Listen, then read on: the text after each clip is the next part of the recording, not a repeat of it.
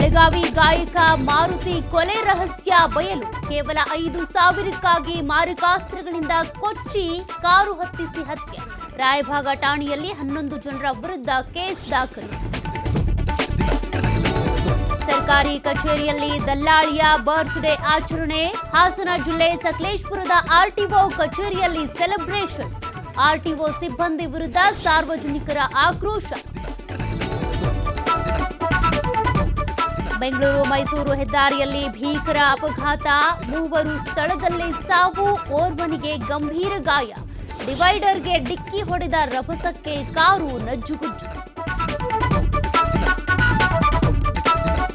ಬೆಂಗಳೂರಿನಲ್ಲಿ ಮಳೆ ನಿಂತರೂ ನಿಲ್ಲದ ಅವಾಂತರ. ಚಲಿಸುತ್ತಿದ್ದ ಕಾರಿನ ಮೇಲೆ ಬಿದ್ದ ಬೃಹತ್ ಮರ. ಅದೃಷ್ಟವಶಾತ್ ಕಾರು ಚಾಲಕ ಅಪಾಯದಿಂದ ಪಾರು. ಬೆಂಕಿಯ ಕೆನ್ನಾಲಿಗೆಗೆ ಹೊತ್ತಿ ಉರಿದ ಗೂಡ್ಸ್ ರೈಲು. ತಮಿಳುನಾಡಿನ ತಿರುವಳ್ಳೂರು ಬಳಿ ಅಗ್ನಿ ಅವಘಡ. 10ಕ್ಕೂ ಹೆಚ್ಚು ರೈಲುಗಳ ಸಂಚಾರದಲ್ಲಿ ವ್ಯತ್ಯಯ.